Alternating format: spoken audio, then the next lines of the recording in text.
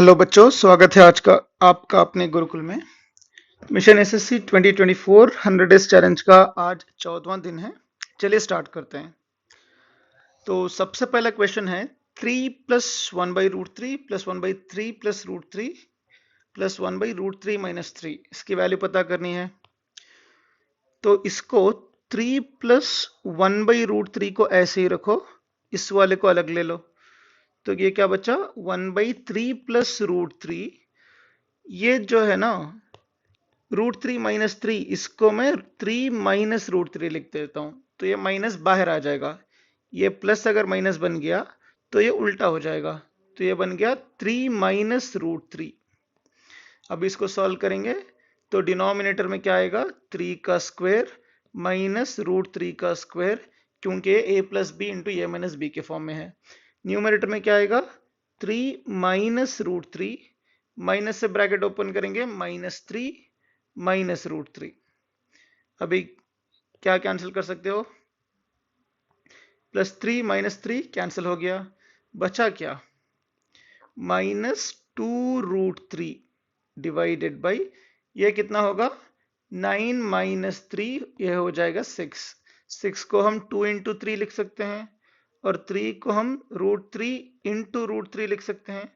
तो 2√3 कैंसिल हो गया, बचा कितना -1/√3।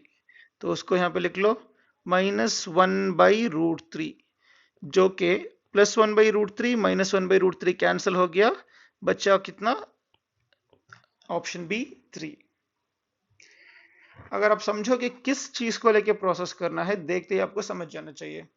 देखो यहाँ पे कॉन्जुगेट दिख रहा है, तो इसको अगर हम सॉल्व करेंगे कोई ना कोई पैटर्न जरूर बन जाएगा। चलिए अगला क्वेश्चन देखते हैं। A student was asked to divide a number by 6। कोई एक नंबर था जिसको 6 से डिवाइड करना है एंड ऐड 12। ठीक है, ये करना था, लेकिन उस बच्चे ने क्या किया, फर्स्ट ही एडेड 12 देन डिवाइडेड बाय 6। उस नंबर में उसने 12 जोड़े, फिर 6 से डिवाइड किया, इसीलिए आंसर क्या आया, 112। अभी इनको सॉल्व करो, n प्लस 12 कितना होगा, 6 गुना 112, जो कि बन जाएगा कितना, 672। n प्लस 12 की वैल्यू हो गई, तो n की वैल्यू क्या होगी, 660। ये इसको नहीं करना चाहिए था, तो इसकी वजह से हमने मालूम मतलब पता किया कि n की वैल्यू क्या है। लेकिन असली प्रोसेस क्या है, n को 6 से डिवाइड करना है। n की वैल्यू हमें मिल गई 660 बटे 6 प्लस 12, तो ये बन गए 110 प्लस 12, जो कि बन जाएगा 122। हमारा है ऑप्शन बी। इस तरह के क्वेश्चंस बहुत सारे एग्जाम्स में देखने को मिले हैं, ना केवल एसएससी में। अगला क्वेश्चन देखते हैं। Last year my age was perfect square. Last year क्या थी, परफेक्ट स्क्वायर थी। अगला साल क्या होगी, परफेक्ट क्यूब होगी। तो अभी एज क्या है, देखो अगर मैं 25 मान के चलूं, पिछले साल 24 है, 24 परफेक्ट स्क्वायर नहीं है। 27 मान के चलूं, पिछले साल 26 है, जो कि परफेक्ट स्क्वायर नहीं है। 26 मान के चलूं, पिछले साल क्या है, 25 है, जो कि परफेक्ट स्क्वायर है। अगला साल क्या है, 27 है, जो कि परफेक्ट क्यूब है। तो मेरी करंट एज क्या होगी, 26, जो कि मेरा है ऑप्शन सी। चलिए नेक्स्ट क्वेश्चन देखते हैं।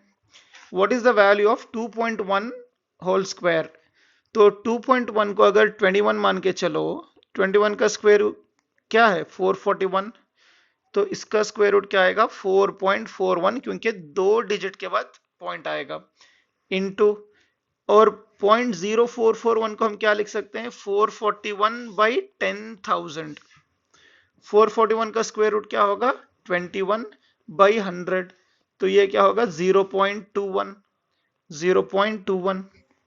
अभी ध्यान से देखो, पॉइंट के बाद यहां पे 2 डिजिट है, यहां पे 2 डिजिट है, मतलब पॉइंट के बाद हमें कितने डिजिट आएंगे, 4 डिजिट आएंगे, जो कि यहां पे और यहां पे पॉसिबल नहीं है।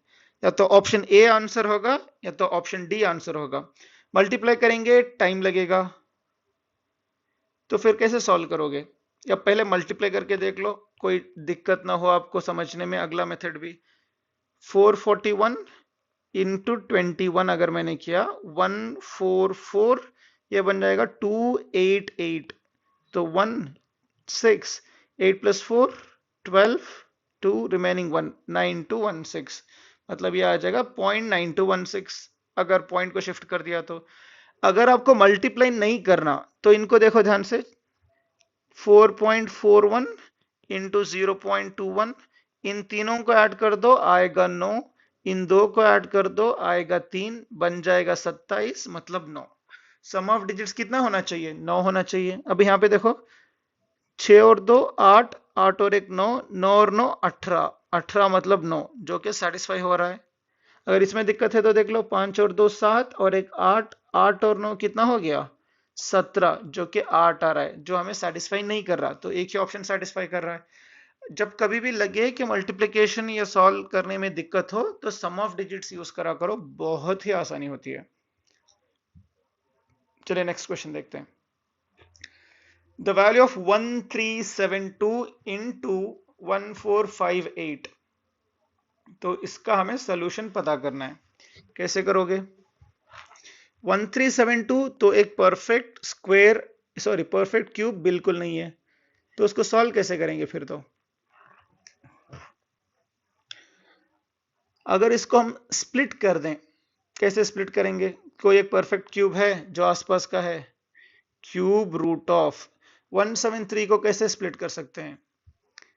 343 इंटू 4 लिख सकते हैं, और इसी तरह से 1458 को क्या लिख सकते हैं? 729 इंटू 2 लिख सकते हैं। अगर ये 343 क्यूब रूट से बाहर निकल के आ जाएगा तो ये क्या होगा?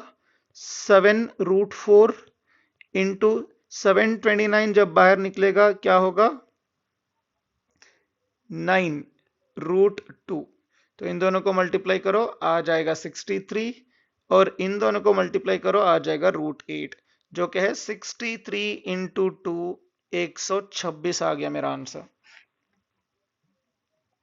क्लियर? चलिए अगला क्वेश्चन देखते हैं। 544.527 की वैल्यू डिवाइडेड बाई 0.0082 की वैल्यू अगर x है, तो 547 डिवाइडेड बाई 82 की वैल्यू क्या होगी? यहाँ पे पॉइंट है, यहाँ पे पॉइंट नहीं है। इस वाले को मैं लेता हूं, 547.527 इंटू 1000 में लिख सकता हूं इसको, डिवाइडेड बाई डिनोमिनेटर को 0.0082 इंटू 10,000 लिख सकता हूं, बिल्कुल। अभी अगर आप ध्यान से देखोगे, इसकी वैल्यू कितनी है हमारे पास? x। यहाँ पे 3 0 कटे, यहाँ पे 3 0 कटे, डिनोमिनेटर में बचा 10, तो हमारा ऑप्शन क्या आ गया? डी। देखिए, और समझदारी से सॉल्व करोगे, समझोगे कि कौन से नंबर के साथ डील करना है, तो एक दो स्टेप में 10-15 सेकेंड के अंदर आपको सोल्यूशन मिल जाएगा। चलिए नेक्स्ट क्वेश्चन देखते हैं। Cube root of 3 power n is equal to 27। 3 power n cube root क्या होगा? 1/3, जो क्या है 27। 27 को क्या हम लिख सकते हैं? 3 पावर 3। तो अभी क्या है, ये वाला और ये वाला बराबर है, तो क्या है n/3 इज इक्वल टू 3, तो n की वैल्यू क्या होगी? 9। ये तो ऑलमोस्ट बच्चों वाला क्वेश्चन था।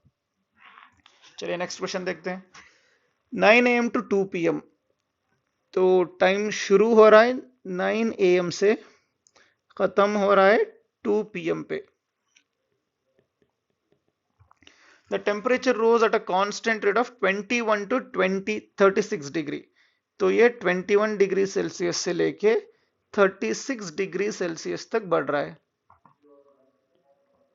What is the temperature at noon? हमें 12 बजे टेम्परेचर कैलकुलेट करना है। अभी यहां से यहां पे डिफरेंस देखो, 9 से 2 बजे तक कितने घंटे का डिफरेंस है? 10 बजे, 11 बजे, 1 और 2 बजे, टोटल कितने घंटे हैं? 5 घंटे। यहां पे कितना डिफरेंस आ रहा है? 15 डिग्री सेल्सियस का, मतलब हर 1 घंटे में 5 डिग्री सेल्सियस का डिफरेंस आ रहा है। तो 9 और 12 में कितने घंटे का फर्क है? 3 घंटे का। तो कितना टेम्परेचर एक्स्ट्रा होगा? 15 डिग्री सेल्सियस। ठीक है। 21 में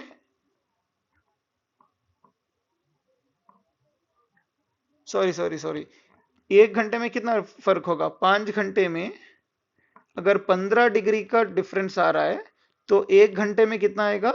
3 डिग्री सेल्सियस का। ऐसे ही 3 घंटे में कितना आएगा?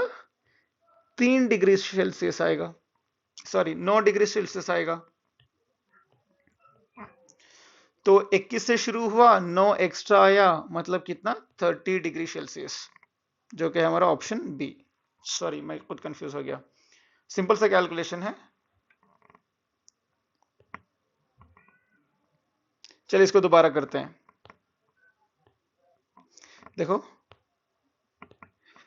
9 बजे से 2 बजे टाइम डिफरेंस कितना है? 5 घंटे का। 21 से 36 डिग्री डिफरेंस कितना है? 15 डिग्री सेल्सियस का। 5 घंटे में 15 डिग्री, मतलब हर 1 घंटे में 3 डिग्री। हमें चाहिए 12 बजे तक, जो कि बन रहा है 3 घंटे। हर घंटे में 3 डिग्री, मतलब 3 घंटे में 9 डिग्री। तो 21 में 9 जोड़ दो, आएगा 30, जो कि हमारा आंसर है। चलिए अगला क्वेश्चन देखते हैं। हाँ, इस वाले का एग्जैक्ट सिमिलर क्वेश्चन हमने सॉल्व किया है। इसको कैसे सॉल्व करेंगे?